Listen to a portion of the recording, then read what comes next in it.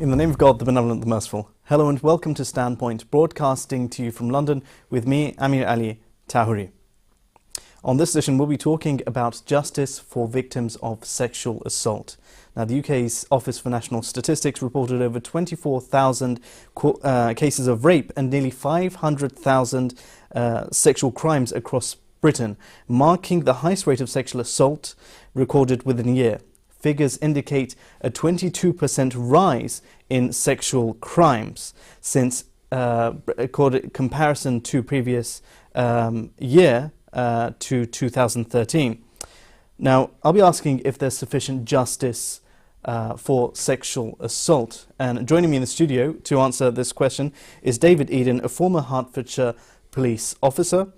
And later on in the programme, we'll be talking with Alexander Barron, who is a journalist and social political commentator. Welcome to the programme, David. Hi, pleased to meet you. Now, you've had, in your experience as a police officer, you've had many encounters with victims of sexual assault. Can you talk me through the process of engaging with victims? And as a police officer, how were you trained to engage with them? Well, I mean, initially, obviously, we'd receive an allegation. In the first instance, 99% of the time, uniformed officers would attend. And their engagement is quite limited, in as much as they're there to secure forensic evidence, make sure that scenes are secured, that the necessary logs are started, and then convey the victim to a safe location. Now, the Metropolitan Police has its own facilities. Hertfordshire Constabulary, which is a force that I worked in as well, we would take them to a private hospital. In there, they would be in isolation, and there would be an attendance of what we call a SOIT officer, Sexually Offences Interview Techniques Trained Officer, and that officer at that point would then dismiss the uniform officers. They would take over the handling of the victim, and of course obviously the various medical procedures would go through, and then the sexual investigation team would sort of go about their business and start the interview process and the evidence gathering process.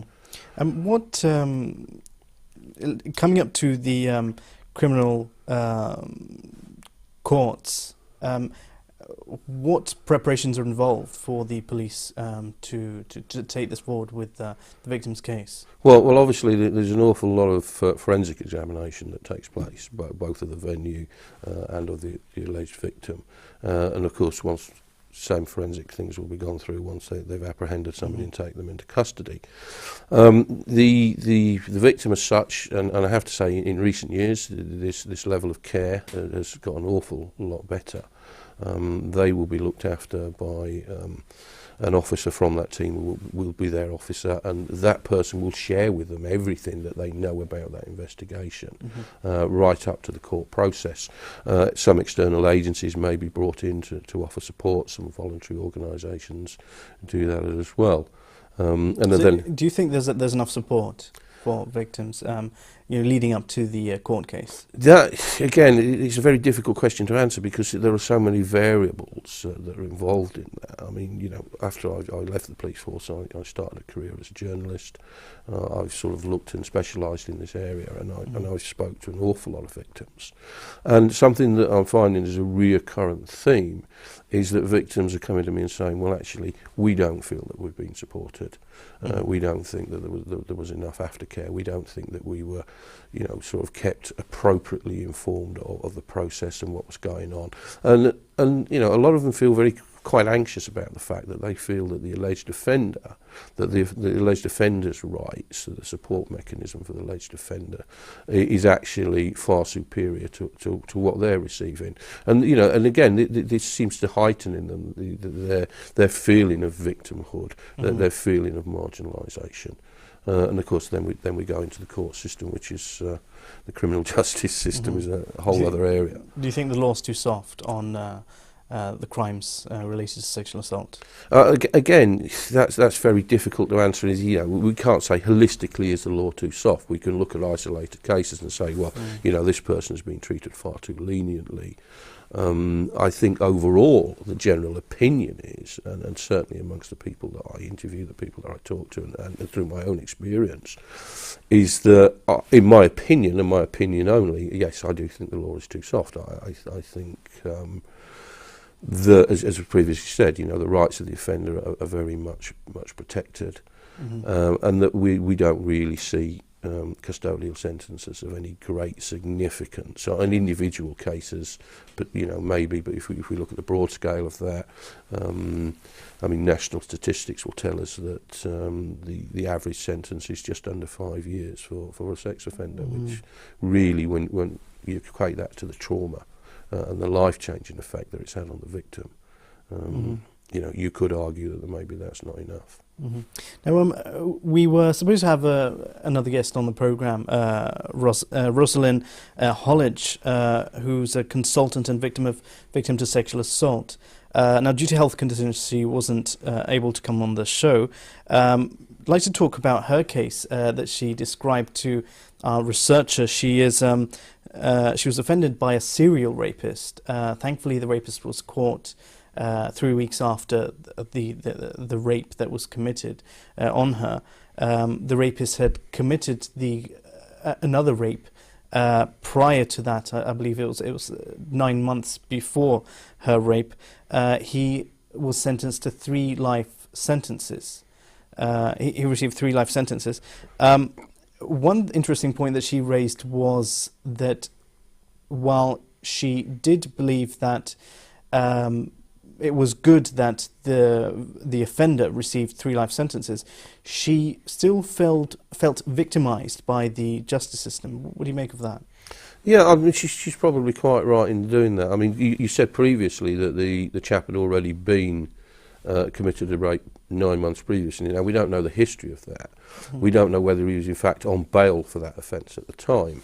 There is, fundamentally, when somebody's entered to you as a prisoner, they come into the custody suite, you book them in and you go through the routine. Now, there is the Human Rights Act and the Police and Criminal Evidence Act will tell you that bail is a right. And we grant people bail. We grant people bail that have committed serious offences, and unless they've got an outstanding conviction for a previous rape or a previous murder or something, we go along the lines of that 99% of the time that person will be given bail. So at those circumstances, I don't know whether that person raped her while he was on bail, or whether he's actually previously served a custodial sentence, and that will all add to her angst. But, the fact that this chap was known to the police, he was known to the authorities, he may have been on bail, he may have previously been a prisoner for a similar offence, and he was back on the streets and given an opportunity to reoffend against her.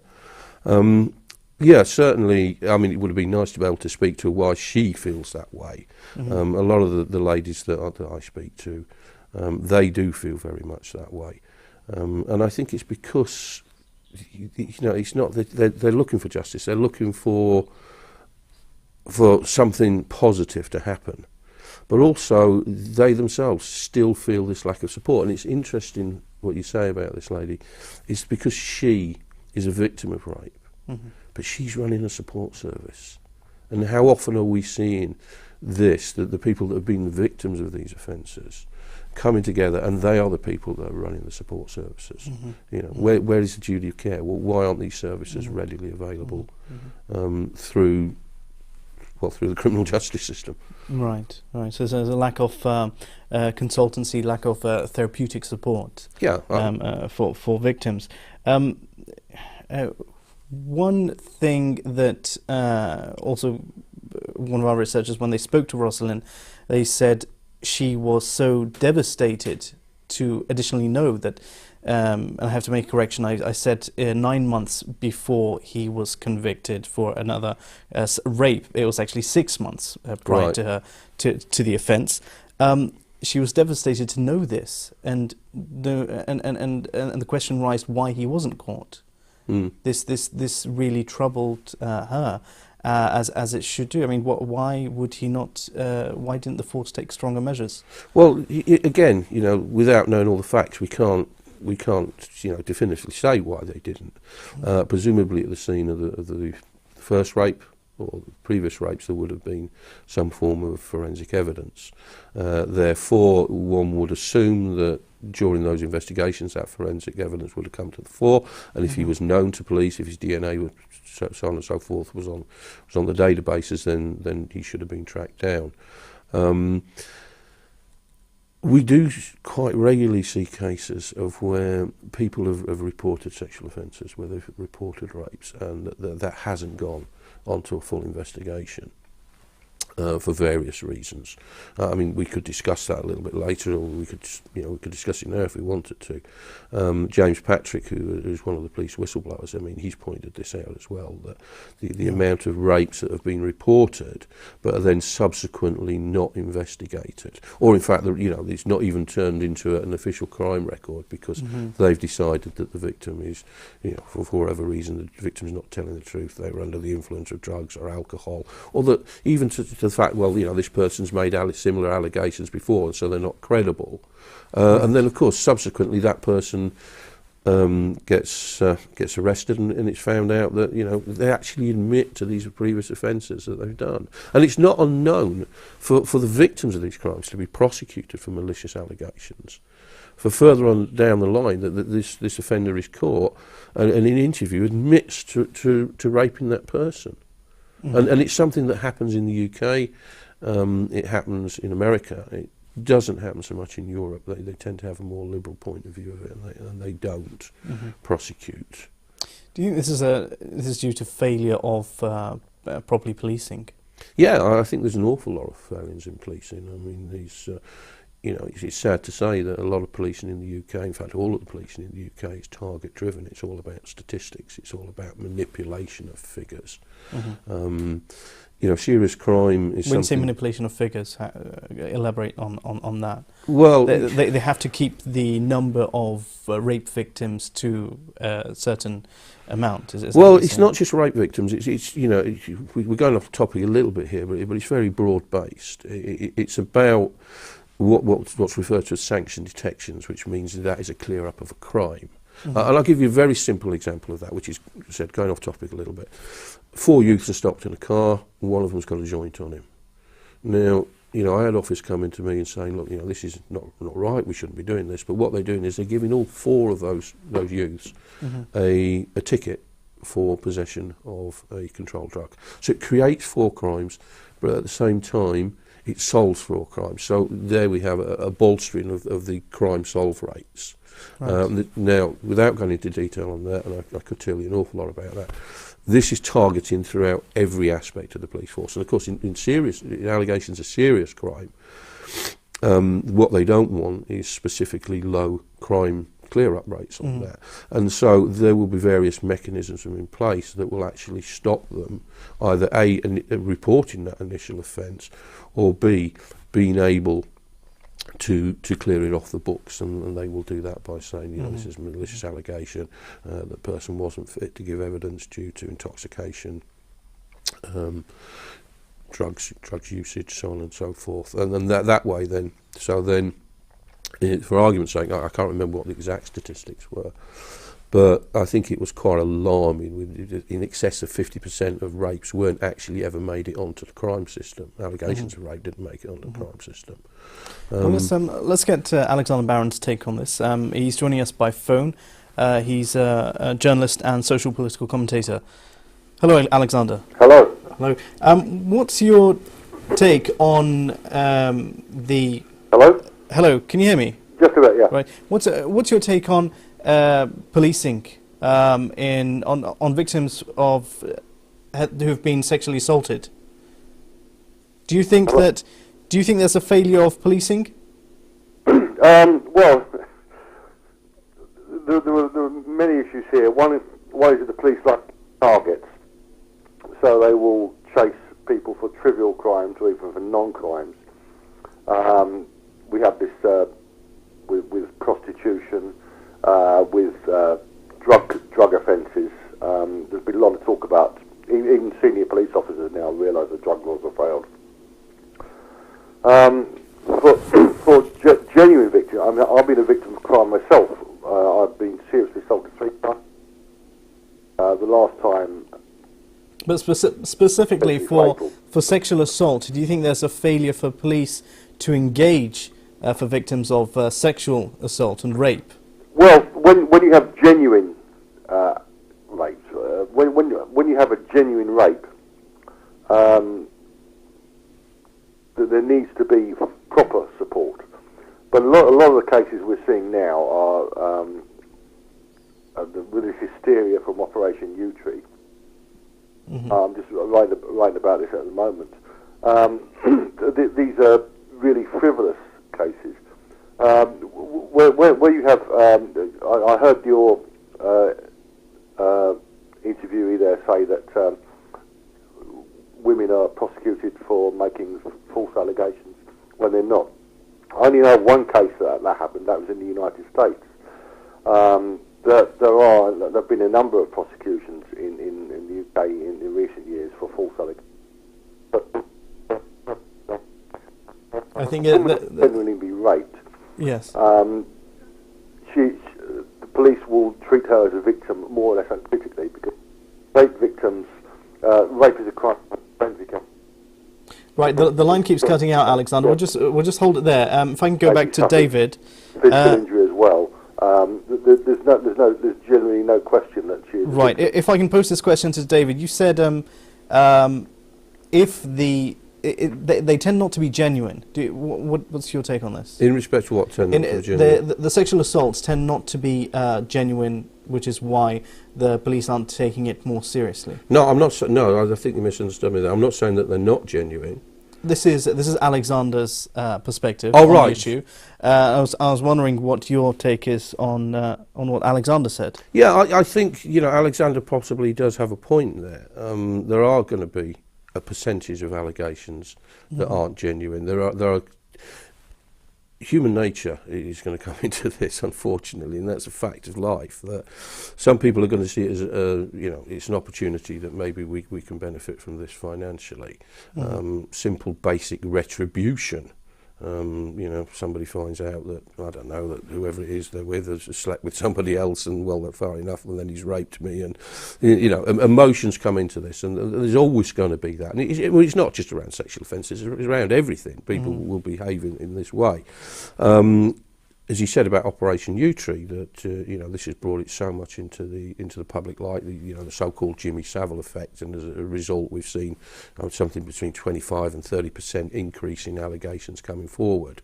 Right. That doesn't necessarily mean that they're not true, but I go out and I interview and I speak to people, and but it can't be a majority case, can it? No, it's not a majority case. Not a majority case at all. But in some cases, when unfortunately I can't talk about it because it's potentially sub judice, but I'm talking to some people that are making allegations of paedophilic activity within the education system.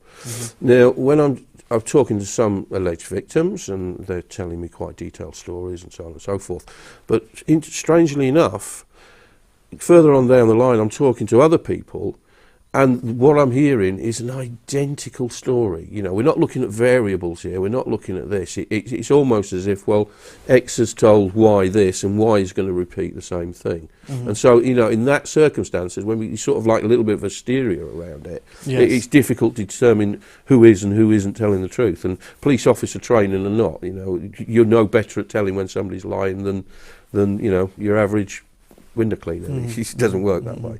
We're going to continue in the programme and talk about the British celebrities, Rolf Harris and Jimmy Savile's cases that have, you touched on the issue of how it opened up and encouraged others to talk about their sex crime.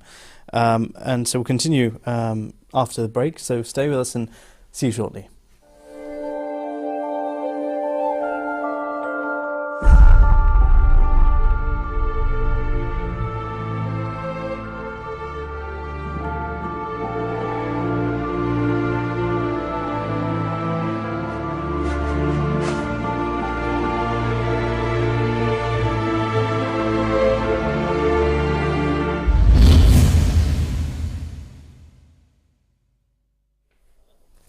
Welcome back to Standpoint. We're talking about justice for victims of sexual assault. with David Eden, a former police officer. And on the phone we have Alexander Barron, who's a journalist and social political commentator.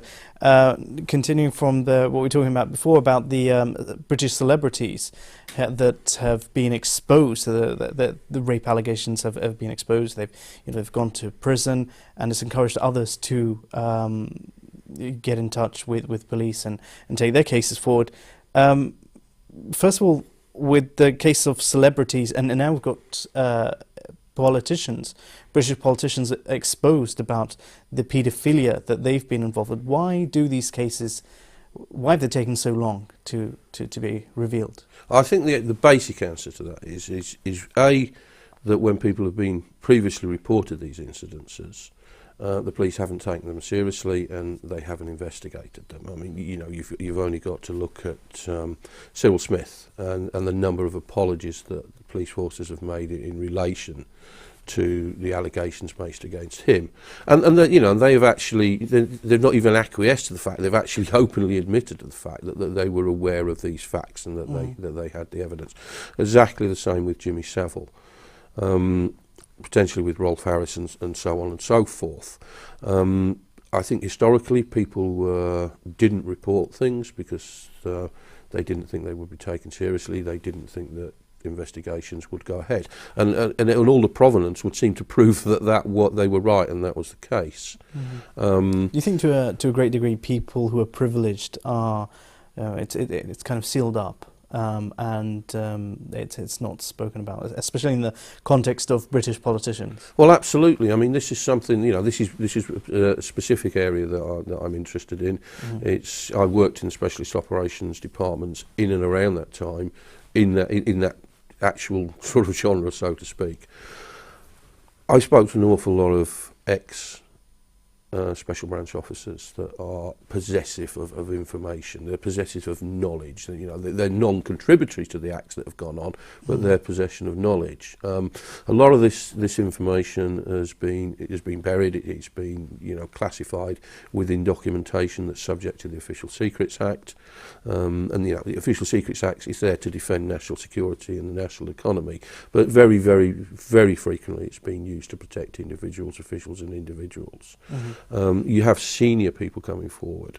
Margaret Thatcher's ex-bodyguard has come forward, and he said to on day, date, time, place, I informed Mrs. Thatcher that Sir Peter Morrison was a paedophile. And this was done in company with Archie Hamilton. Archie Hamilton said, I remember the conversation, but I don't remember the discussion about the young boys, so on and so forth.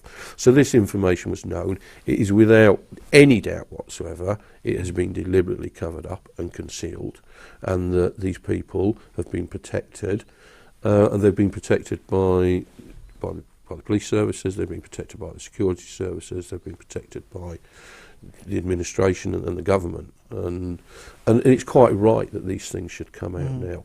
Let's get Alexander's view on this. Alexander, do you think by phone, Alexander, do you think that justice applies to all who have offended victims of,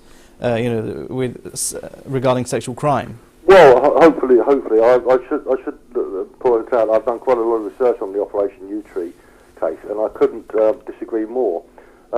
Your interviewee says that there's been cover-ups. Well, a lot of things have been covered up to protect innocent people. For example, there's a man at the moment, a former child actor, who's been making allegations against all sorts of people, including former Chancellor Ken Clarke. These allegations are false, and they don't get aired because to protect the innocent people's reputations. If somebody were to accuse you of rape, would you, and it was shown to be false, as no doubt it would be, would you want this publicised, or would you want it to quietly go away? With regard to Rolf Harris, you mentioned Rolf Harris. The case against Rolf Harris is ludicrous.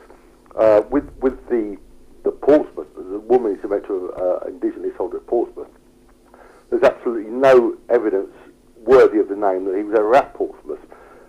That charge should never have been brought. It should never have been prosecuted. The judge should have thrown it out. And how the jury convicted, I don't know. What we're seeing here is a witch hunt. Right. Now, when it comes to genuine rapes, you have a man who's committed, especially most rapes are committed by serial rapists. Throw the book at them, lock them up, throw away the key, but not this 10, 20, 30, 40-year-old rubbish about women who were too afraid to come forward because they thought they wouldn't be believed. A genuine rape victim will come forward and will be believed because it will be obvious she's been raped. And all this stuff about cover-up is do you have the really same views about? nonsense. Do you have the same views about the case with Prince Andrew, who's being accused by a young lady, Well, let's come back to this, right? Virginia Roberts, who's saying that he sexually assaulted him. Her claim is that she had sex with Prince Andrew in London when she was 17 years old. Now, Right. let us assume that is true. It is not a criminal offence to have consensual sex with a 17-year-old. So if Andrew was about 40 at the time, he had sex with a 17-year-old, that might be something to boast about another time. But if it's by force, it's illegal. No. Look, this was a young woman who's flown all around the world performing sexual favours and sexual services for people by her own admission. She met her future husband in Thailand. She parted company with her employer or pimp or whatever you want to call him for whatever reason. The money's run out, and now she wants to get some more money coming in by tarnishing the reputations of the rich and famous. And the tabloid press is lapping it up. This woman does not claim to have been raped by Prince Andrew. She claims to have sex with him. Well, if she were paid to have sex with him, then she has a duty of confidentiality. So she's the one who's in the wrong. It's a total non-story. It's not having a good image for the royal family. Well, if it's true, Yeah, let's get to David's opinion on this. What do you make of this, David? Yeah, I think what he said, a lot of what he said made a lot of sense, and it's very right. The victim's taking advantage. Yes, I do. I couldn't agree more with him on that. And what I would advocate is what's needed. We don't need to start exposing people. We don't need to start exposing Prince Andrew. We don't need to start exposing Rolf Harris or anybody else. What is needed are thorough, robust investigations, and only at the time that those investigations have come up with definitive, empirical and conclusive evidence that is likely to lead to a conviction should this take place. And what's been said there I think is very right. I think there's an awful lot of people coming out of the woodwork and want their 15 minutes of fame, and they're jumping on the bandwagon and they're making these allegations. It serves no purpose. And actually, media plays a big role in this. They play a very big role in it. They're being irresponsible. Well, they have a duty of care which they don't seem to be exercising very well. And the thing is, for every one of these people that come out and say, make an allegation which is potentially spurious, or you really don't have any evidence to support it, what they are in fact doing is they are marginalising the actual victims.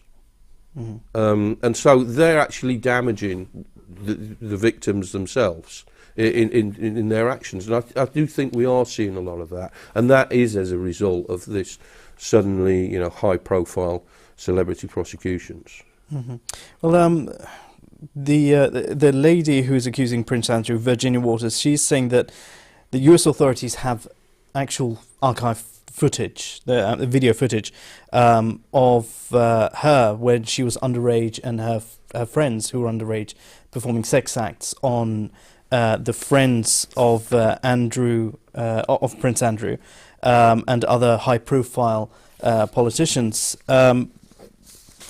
Would you think that this footage like this would actually be released? Well, if they have this footage to the courts, it's of an evidential nature, isn't it? Surely a court can order that this footage, if it's of crucial evidential nature, it's going to support an allegation of serious sexual impropriety, then there must be some way that this can be ordered into the courts. It's all good and well her saying that they've got this, but it's like everything else. You need proof. And this is, from my point of view... But she's saying the US authorities won't reveal this to the courts. Well, that may be the case, but that's what she's saying. Until that's proved either way, I don't really think you can give it an enormous amount of credibility. We talked about briefly the British politicians involved in paedophile Act, prominent politicians, they've violently sexually abused a number of children as young as 7 years old. This was done 30 years ago, more than 30 years ago. There's still ongoing investigation about it. And at this stage, now that they've grown up, they've come forward to talk about these crimes.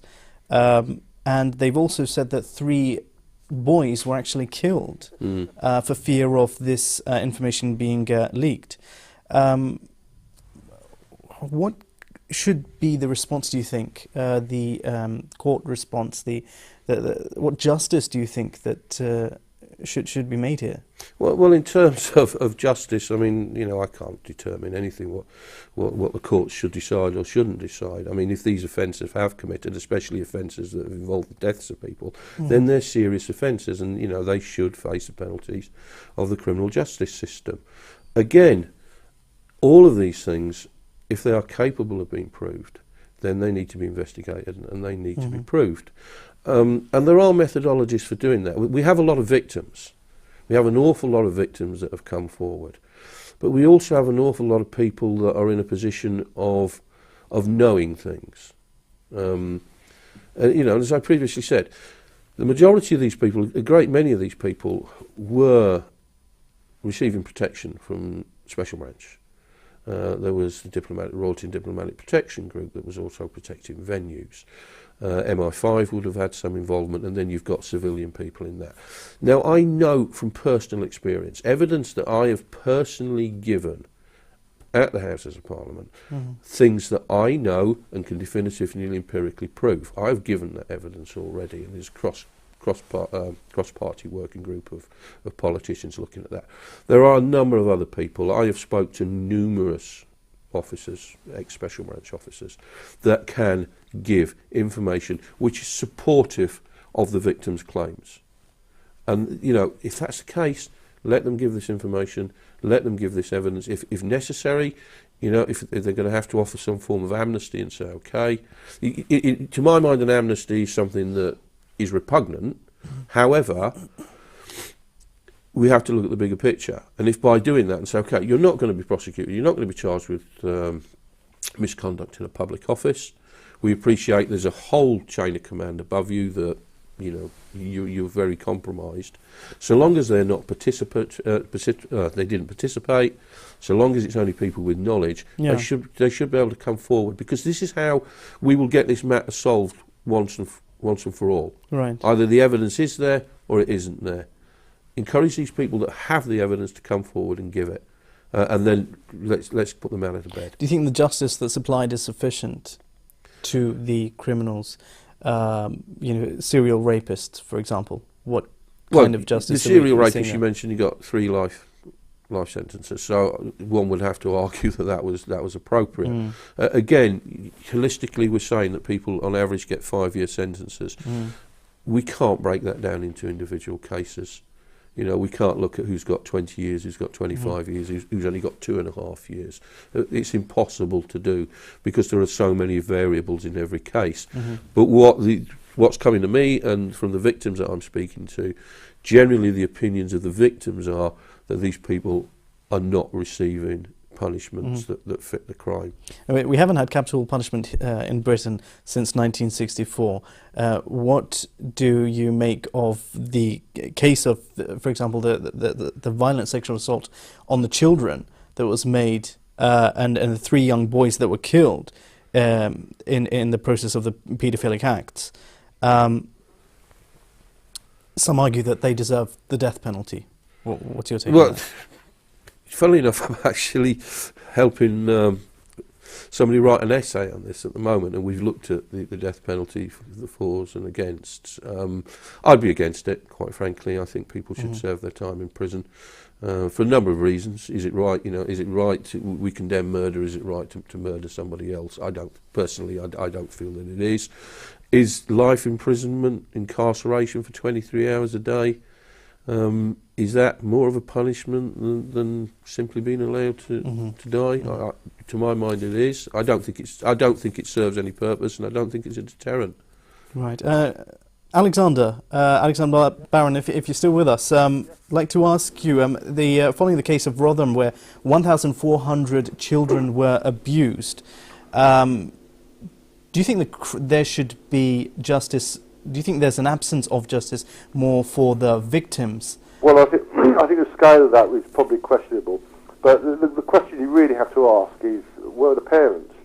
You know, a lot of people have made this out to be, Islamic rape gangs and that. Of course, what they forget is that in Iran, for example, rape can be capital.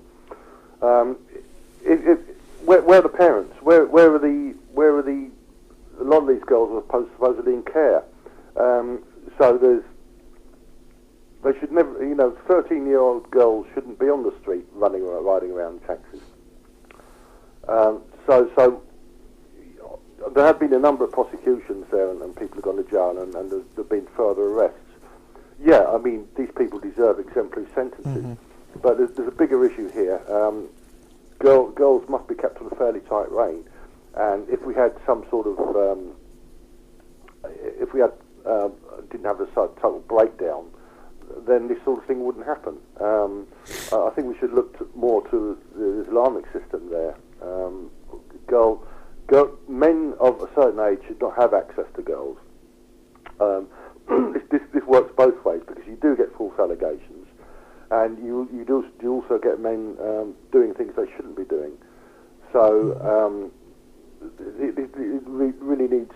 We've got to work on preventing this in the future. What happened there? And some of the cases have been truly horrendous. Well, do you think there's not enough deterrence in the criminal justice system to potentially deter criminals from offending? It shouldn't happen in the first place. They shouldn't be men riding around in taxis with young girls. It shouldn't be allowed. And if we had a proper system, this wouldn't happen. If these men were arrested at the start, it wouldn't progress this far. I mean, there must be some sort of law that could be applied here. Well, that's the point. People who are often in power feel that they can get away with it. Giving an example of the Sheffield United footballer Ched Evans, he was supposed to have a 5-year prison sentence. He did 2.5 years, and he's out. He's continuing his career. Well, that is he's still appealing that, but that is, as far as rape cases go, that is at the borderline. What happened there? You had a woman went to a hotel with a man to have sex.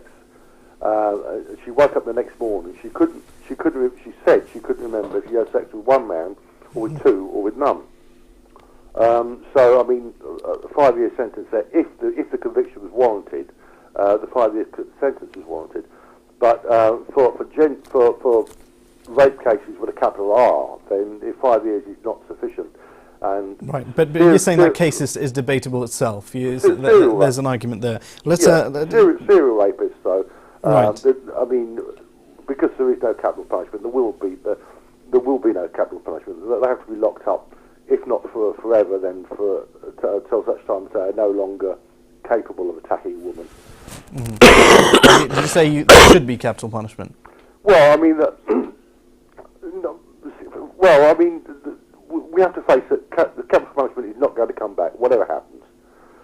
So the only alternative is to lock people up for a long time. But is it deserved for people who, for example, serial rapists? Well, serial rapists would be executed in Iran, wouldn't they?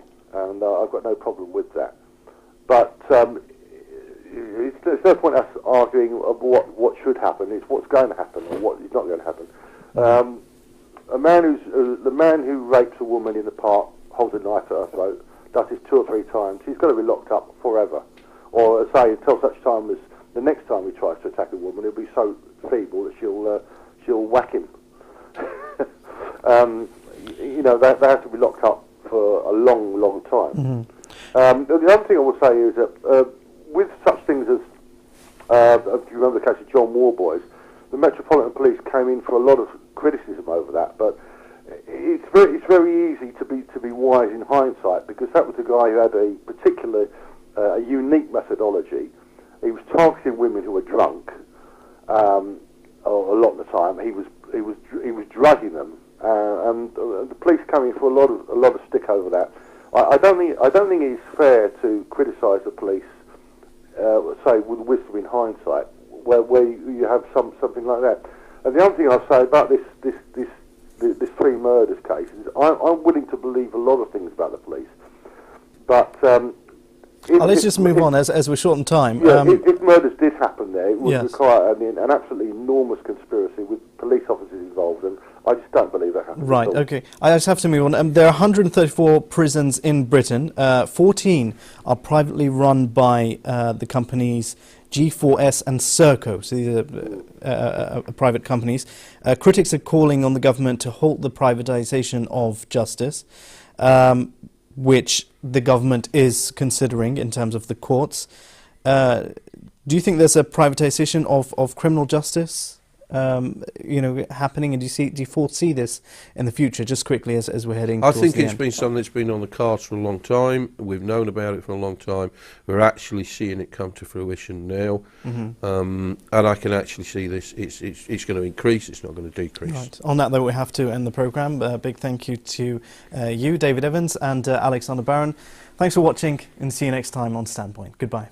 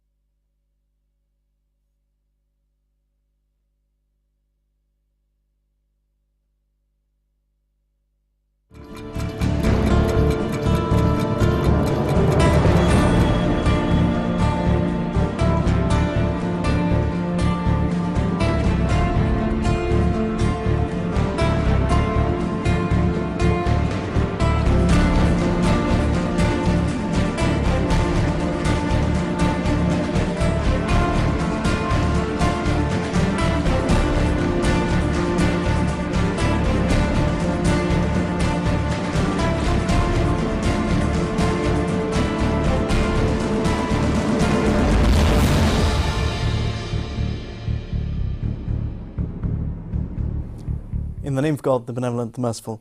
Hello and welcome to Standpoint, broadcasting to you from London with me, Amir Tahouri. On this edition, we'll be looking at ex-offenders coming out of prison and victims. Now, the prison population of England and Wales has more than doubled in 20 years. Prisons operate to keep criminals out of circulation of society, but eventually they will make their way back into the public domain after reaching the end of their jail sentence. But this triggers a lot of questions about whether or not they're fit for society and what impact their freedom will have on their victims. So another interesting fact worth mentioning is that more than half of inmates re-offend within the first year that they come out of prison. Now, I'll be asking the question, are ex-offenders fit for society? And joining me to answer this on the show is David Eden, a former Hertfordshire police officer, and later in the programme we'll be joined by Alexander Barron, who is a journalist and social political commentator. Thanks for being on the programme, Dave. My pleasure. Eden. We'll now, as we had originally programmed an additional person to be on who was a victim of a sexual offence. Now, she had a traumatic experience many years ago. Her name is Rosalind Hollidge. by a serial rapist who received 3 life sentences. Now, the trauma, following the trauma that she had, what she did do, she went and engaged with the criminal who did this crime and forgave that person. What do you make of this as, coming from the perspective of the police and the kind of justice system? What do you make of this approach that the victim has had? I mean, this, there are certain lines of thinking in criminal justice system, and certainly within the police forces and so on and so forth, that this methodology is employed, that people meet the protagonist and it's sort of an impact statement. This is what you've done for me, seeing me as I am now, and this is what you've done for me. It's trying to get that across, and that within courts now, the victim can make an impact statement in the court, to an open court, but that one-to-one meeting, I think, to some people, will be very powerful. They may hope to influence the person that's committed the offence against them, and for them, it's an American phraseology I don't particularly like using, but it could be some level of closure. Can't say that it would work for everybody, and I would suspect that you're really going to need to sort of have some spiritual foundation to be able to do that. Do you think in the long run it would, particularly from others who have been victims of sexual crime or they've been violently assaulted in other ways, that this would perhaps give the wrong example of how one should, particularly a victim, approach someone who's committed crimes in the past? I don't think there is any right or wrong. I think it's down to personal decision. Personally, I wouldn't do it. I wouldn't be able to get to the bones of it. I wouldn't be able to stop myself reaching across the counter and taking revenge. Very basic instinct, but that's the way I'd feel about it. And that's the way I'd feel about it if it was somebody that was close to me that would have been a victim. Because let's look beyond that. This lady that we're talking about is married. It affects her husband, it affects her extended family, and how do those people think about it? And so it's really got to be about the coping mechanism of the individual. In terms of the, we've got offenders coming out of prison, and there are, in the first year, as I said in the introduction, the offence is carried out again, and there's something like 80% chance of that happening. Why aren't there more preventative measures in prisons? Well, I think, again, that's a very broad question.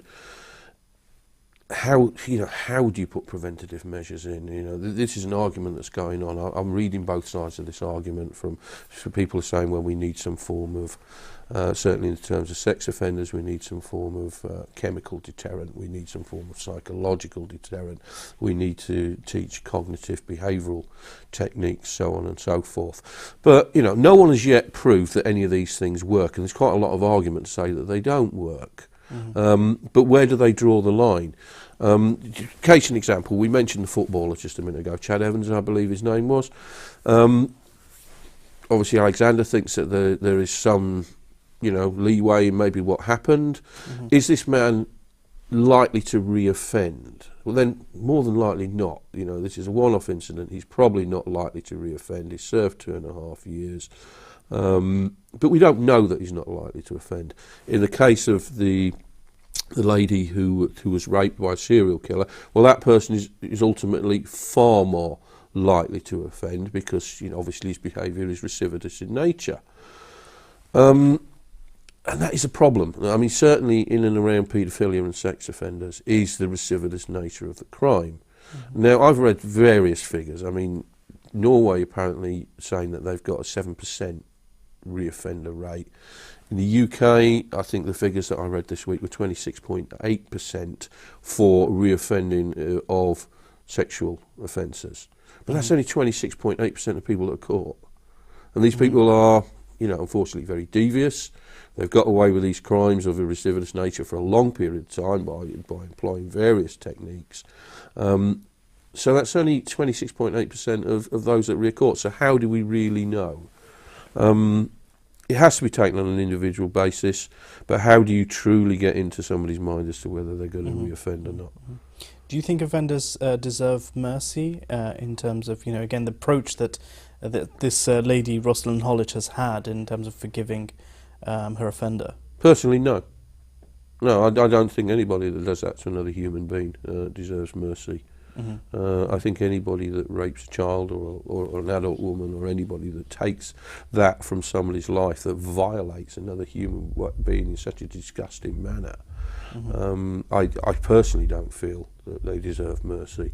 I mean, obviously the argument can be, well, this is this person's sexual proclivity. And years back, homosexuals would have been treated in the same manner. Of course, quite rightfully, people saw the light, and that situation changed, certainly within the United Kingdom.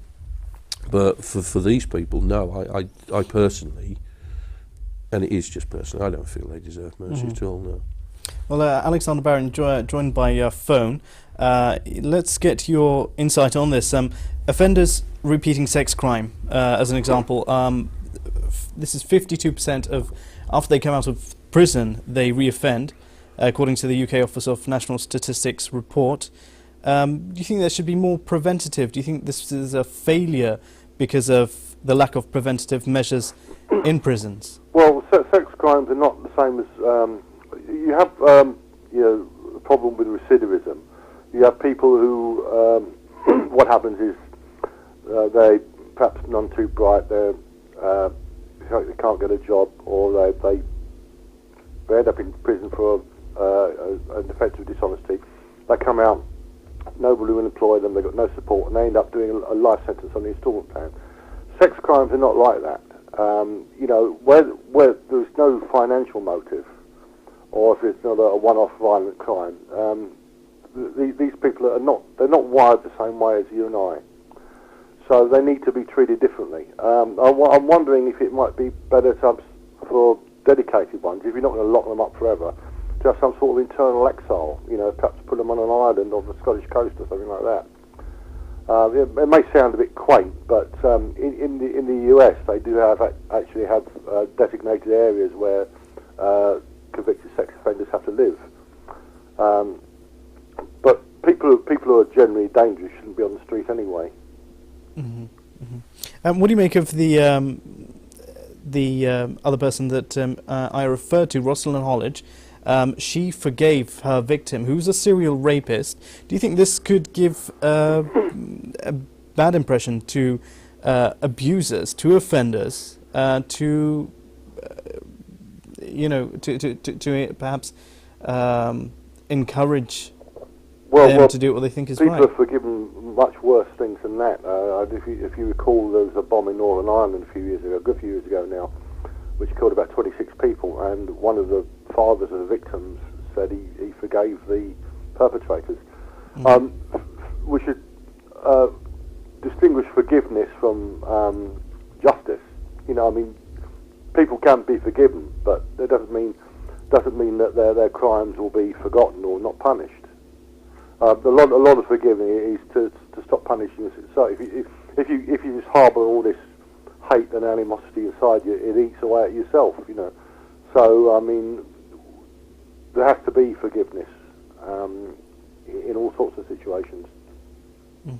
This is something that again, this lady Rosalind Holledge had much difficulty in trying to do, and speaking to her, she said it was so difficult she got little help in trying to engage with the offender. Do you think this is something that is an option? Let's say obviously not in terms of serial rapists, but in other crimes that are perhaps less offensive. Talking something like violence or causing aggression or some kind of physical violence to someone. Look, especially when we're younger, we all do stupid things, and I'll just get David's take on this, and I'll come back to you, Alexander. Yeah, it is an option, and it's something that it's recognised now, and it's something that police forces are facilitating. again, it's down to the choice of the individual, isn't it? I think sometimes human nature tells us that we have to have a need to understand why somebody did what they did. And particularly for victims to have peace of mind in their past experiences. But there's the argument here is there's not support for this within the justice system here. No, I don't think there's an awful amount of support, no. I mean, I know that the police forces do facilitate it, though. They will make arrangements, they will take people to a secure location, and they will facilitate this for serious offences. And remember, serious offences, a lot of the time you have with the family, people that are family liaison officers that will be associated with the family for a short period of time, and these people will facilitate that. I don't think it's as widespread as maybe it could be, but then again, I really don't know what the demand for it is. Critics say there's more that needs to be done in terms of supporting mentally and in many parameters victims. In terms of the preparation that they need for knowing that one day their offenders come out, and when they do come out, there is the lack of that preparation. Do you agree? There's a total lack of preparation for that. I think a lot of times people don't even get informed that this offender is going to be released back into the community, and this is it. Where does something stop and care begin, and where does that care begin, and whose responsibility is it to provide that care? What we're actually seeing is that most of that care is coming from the voluntary sector. Should we be ensuring that some sort of form of government agency is taking that role on and that care on?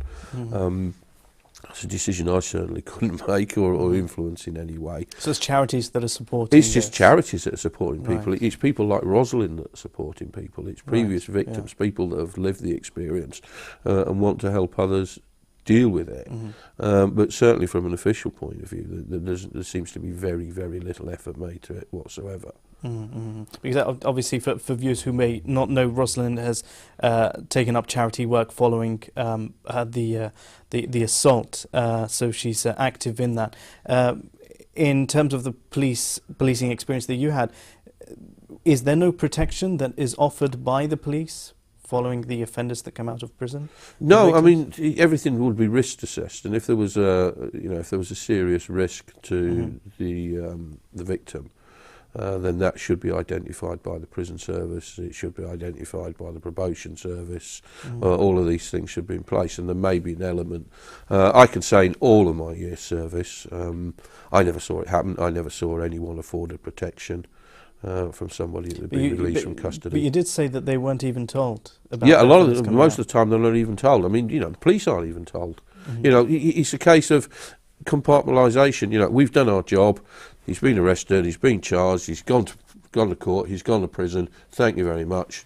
Next, we move on to the next. That's gone. It's forgotten. It's ancient history, and we no longer have involvement in that. Alexander, do you think there should be more sympathy for victims who, knowing that the offenders will be eventually out of prison? Well, you say that. I actually met a woman who saw her brother murdered in 1986, and the way that the family that were treated was not good. When he was recalled to prison, and she wasn't really told anything until after he'd been released again. It depends. In every case is different, as I'm sure David will agree.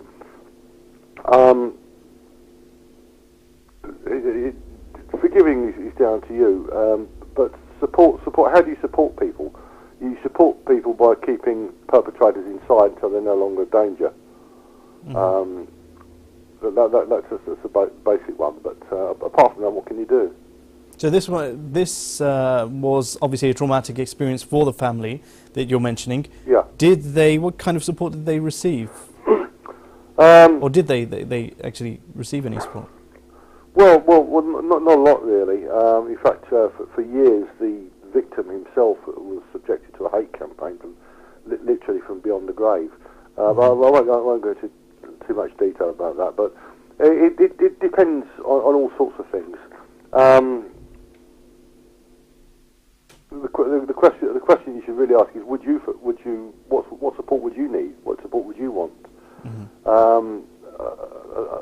A lot of it is really maybe talking with other people. There are groups who made up of people who are families of murder victims.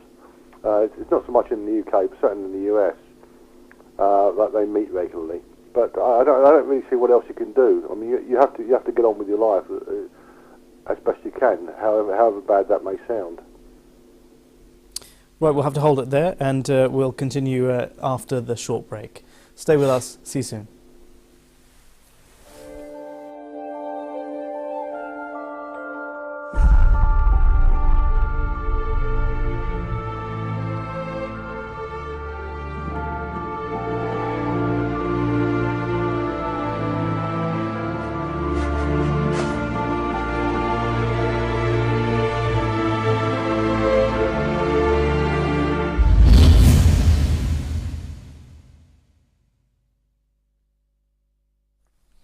Welcome back to Standpoint, where we're talking about offenders and victims. Ex-offenders coming back into society with David Eden and Alexander Barron. David, you mentioned the support, the moral support that victims get, and it's primarily from charities that tend to give them a peace of mind and assure them that the situation isn't going to escalate when their ex-offenders come out.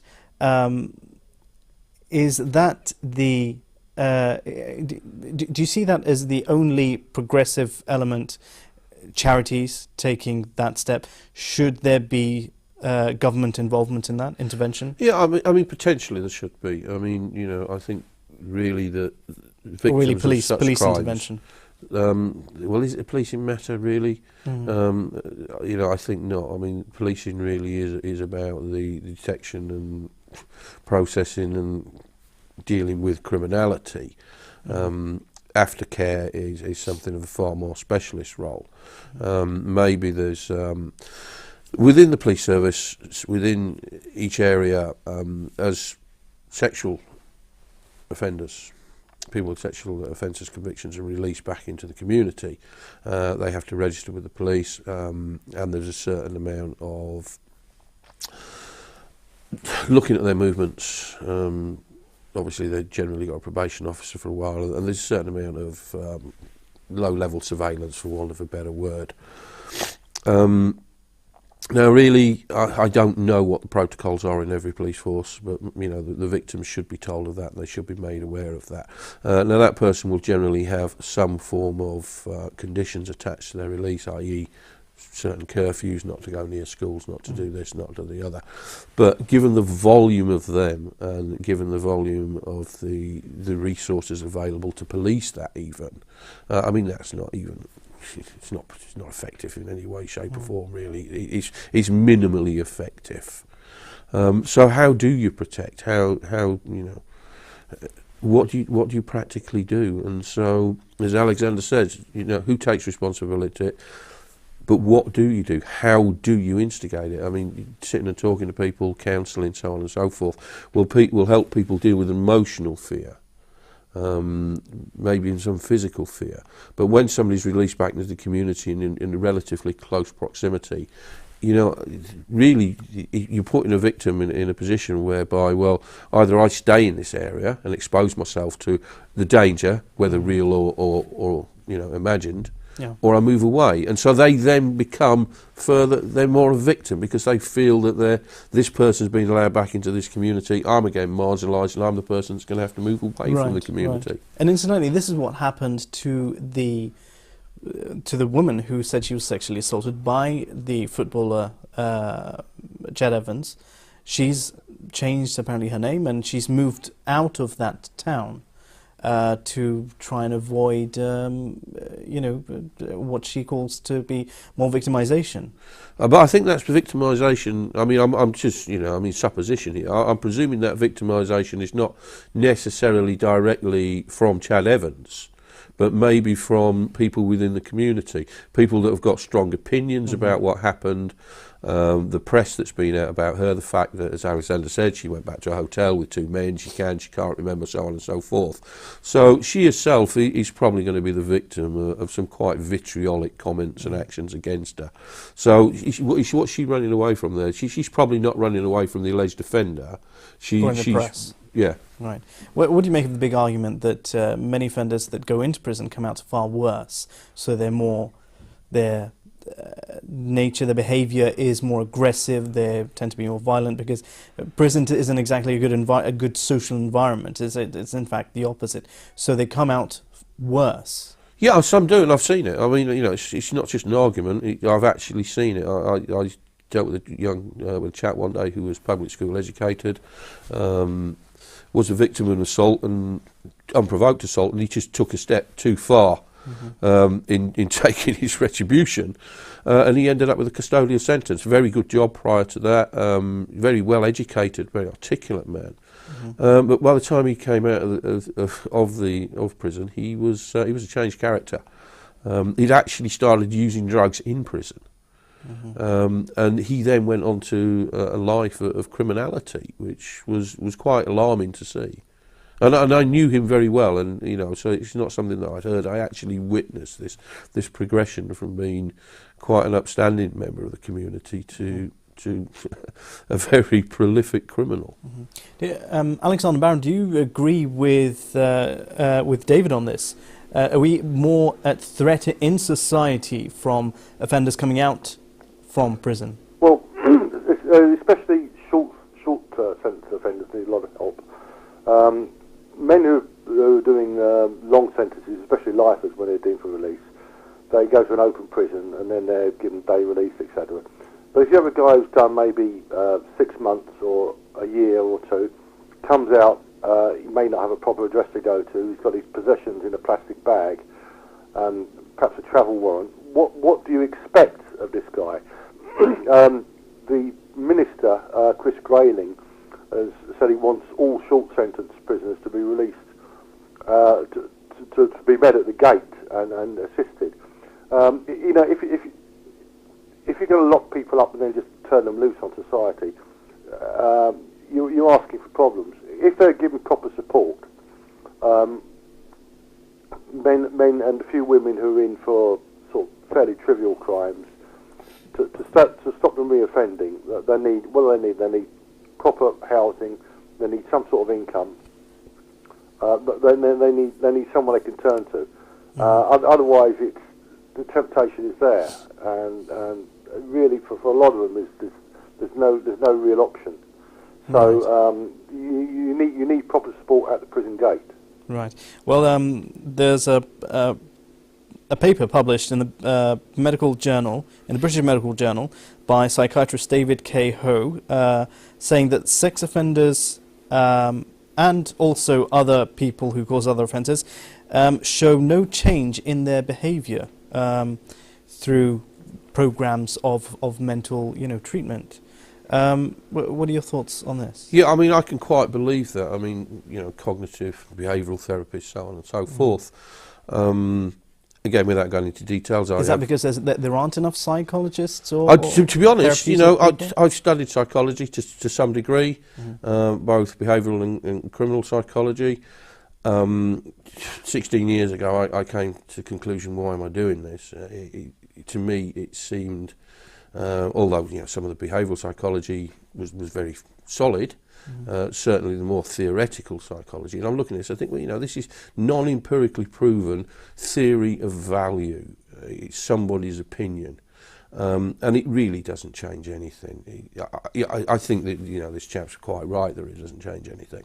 As a heterosexual male, am I going to be taken into an environment where I sit with a group of other heterosexual males for 4 hours a day, and are told that it's wrong to be heterosexual, and that when you leave this place you are not going to want to engage in heterosexual consensual sex? Well, of course not. It's just nonsense. But there is no research. I've looked into this. There is no research that definitively says it does work, and none that says it doesn't work. But overall, I think the overall sort of opinion and conclusions is that it doesn't work. This is these offenders. This is their sexual proclivity, and this is what they're going to continue to do when they get out. And even within the offenders themselves, there is a hierarchy. I remember speaking to quite a senior officer that dealt predominantly with paedophiles, and they said even then, certain paedophiles will despise other paedophiles because I only sleep with 13-year-old girls, but you sleep with 7-year-old boys, and so even that, so it's within themselves, there's a war of attrition, right. See what Alexander has to think about it, but I personally don't think it's... Well, that sounds like quite a horrendous thing, Alexander. What do you make of this? That there's this kind of mentality of competition between offenders within prisons. So does that potentially make prisoners, does that make offenders more aggressive, more violent I think it's just when they come out? Pecking order everywhere, and somebody has to be at the bottom. The problem with dedicated paedophiles is they're not like other offenders. If you have a guy who's been stealing all his life, and you give him proper support, you can win him away from it. People have done this. They've gone on to some of them become minor celebrities. So there's that Mad Frankie Fraser. So where do we draw the border to people who are serial rapists, to murderers, to domestic abuse? Behind bars, shouldn't they? Period. Right. I mean, the mental borders is what I'm asking here. Where do we say this is for mental instability, domestic abuse, or whether it's murder? Well, it's a cop out, isn't it? I mean, it's free will. This is the old chestnut. They all say, my father abused me, so I became an abuser in turn. It's complete garbage. It's free will. Alexander doesn't buy that. What do you think? Do you think it's also it's getting away with the crime potentially? Yeah, I mean, Alexander always makes very good points. Listening today, and he's very right on a lot of what he's saying, and I do agree with him on that. That it is free will. You're not a product of your environment necessarily. You determine what you're going to do. Of course, your violent criminals, these sort of things. Right. Well, also, if you can comment on this, by saying that it is a health condition, your sentence is also reduced. Absolutely, of course it is. If they can, but it's not a health condition, is it? How can it be a health condition? How can the fact that I'm heterosexual be a health condition? If I'm attracted to men, I'm attracted to men. If I'm attracted to children, I'm attracted to children. That is my chemical makeup, and we are not going to change that. And people that have this sexual proclivities towards children, towards serious sexual crimes, like your serial rapists, this abuse of women, they're going to continue with that, and they, I cannot see how conceivably, whenever they're released back into society, at any point that they stop being a risk until they're actually either physically or too old or physically unable to do what they intend to do. Right. And this goes in the same in context of other crimes, psychopathic killers. In all different categories. They're different areas, aren't they? I mean, when we look at psychopaths and we look at sociopaths, people very often get them confused, but they're two very different things. These are recognised conditions of such. But when the offenders look at the mainstream society, would you say they have they want to have the desire to change? No. Do you? Do I have the desire to change? Do I have the desire to suddenly become homosexual or of a different sex? Do they not have the desire to change, but they don't know how to? I don't think they do. I think we are what we are. We are in essence exactly what we are, and that is what they are, and that's what they want to pursue, and that's what they're going to pursue. They can be taught certain cognitive behavioural therapies that say, well, it's wrong to do this, and they can know that it's wrong to do this. But before they got convicted, they knew it was wrong to do it, and they were still going to do it. It's the actual fear of being convicted. It's the actual fear of going to the prison for the rest of their life. That is the thing that is going to maybe prevent them from doing it. Not in any form of sort of psychological input or programming, however you want to describe it. Yeah. You know, maybe potentially medications, but then again, how do you control the medications? Actually, I want to talk on that point. 8 prisons have so far, and this is just solely 8, have converted solely for paedophiles and rapists due to the volume of rape offenders. Many offenders, therefore, are treated mentally by drug treatments, drug doses, and this is done to suppress their behaviour.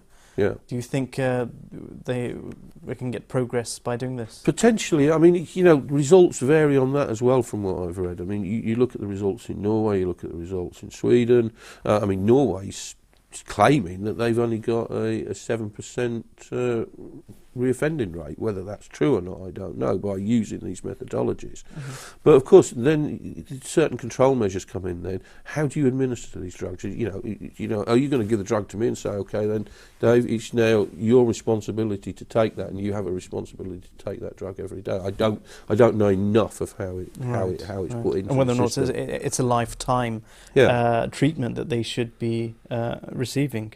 Yeah, and I'm quite certain somewhere along the line, people, you know, human rights organisations and various things, these things are going to get challenged through the courts.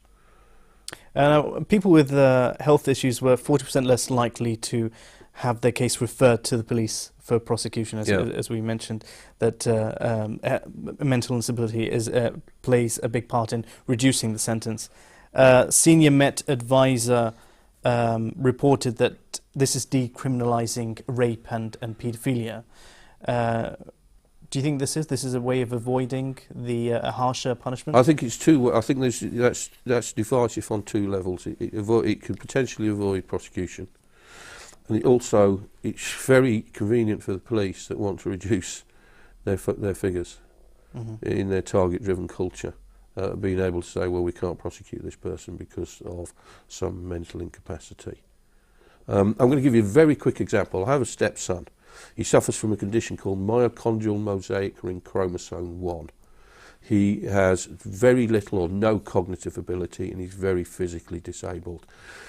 He was in a respite facility. He was found stripped naked in the shower with a person from that facility sexually abusing him by a third party. The police refused to prosecute because he couldn't give evidence.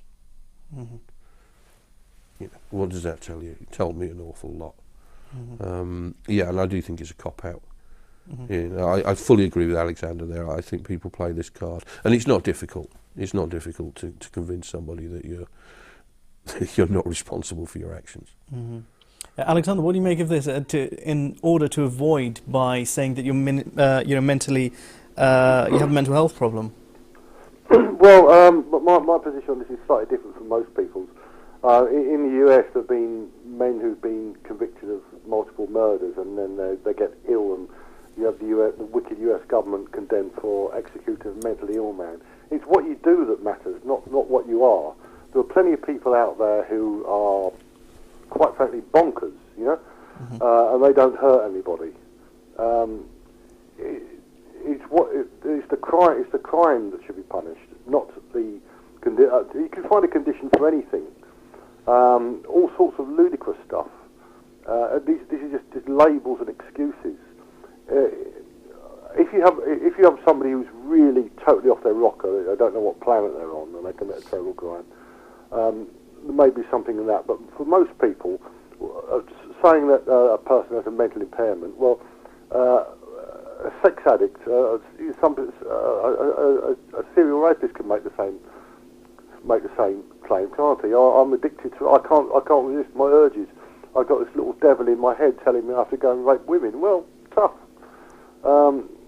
It really is a cop out. What do you make of an issue which many ex-offenders have come out and saying that they want to get on with their life. They believe that they have changed and they want to move forward progressively, but they believe there's employment discrimination within the system of getting employed. Well, we have to be sensitive. We have to be sensitive about this. I produced a video a while back called "The Case for Basic Income," which looks at a solution to that. But I mean, if you pick up a conviction for theft, you're never going to be a solicitor. You're probably not going to get a job working in a shop. But if they want to reform people, they have to give them a livelihood. They have to allow them to make a livelihood by hook or by crook. Otherwise, you just have these people who enter into a downward spiral of, say, a life sentence on the instalment plan. What they try to do now is try to control their behaviour. But if you don't give people a way out of the spiral, they'll carry on doing it. David, by such an employment discrimination, could this deter ex-offenders to go back towards, doing their criminal actions and getting involved with the bad aspects of life again? Could deter or encourage them to go back to it? Deter it. Well, I don't know. I mean, again, we're down to the individual, aren't we? It's who and what they are. I think there's many people that commit these type of sexual crimes that are already in very good employment. I don't think, as we said before, it's not something where they're gaining. They're not getting money, they're not getting status, they're satisfying an urge. Yeah. In terms of discrimination, unfortunately, discrimination is a fact of life. It's real, isn't it? There's a bigot and a racist living on every street corner, and that's just a fact of life. And if I was an employer, would I really want to employ somebody that I knew had got a conviction for serious sexual crimes? Then I would suggest that I wouldn't, and to do so, I would be doing so because of legislation and under duress. But you would be permanently worried about other people in that environment. And the education system, of course, the education sector here, ex-offenders aren't employed, which no, not at all. I assume you'd obviously agree with absolutely that. No, but I mean, but there are various areas where people can get access to young people. And again, in the voluntary sector, they can do it. Voluntary sector should be regulated, and some of the more prominent voluntary organisations are regulated now. But there's an awful lot of voluntary organisations that aren't regulated, that these people can and frequently get themselves into that environment. On that note, we've come towards the end of our time, so we'll have to end the programme. Big thank you to David Eden and to Alexander Barron. Thank you for watching, and see you next time on the Standpoint Show. Goodbye.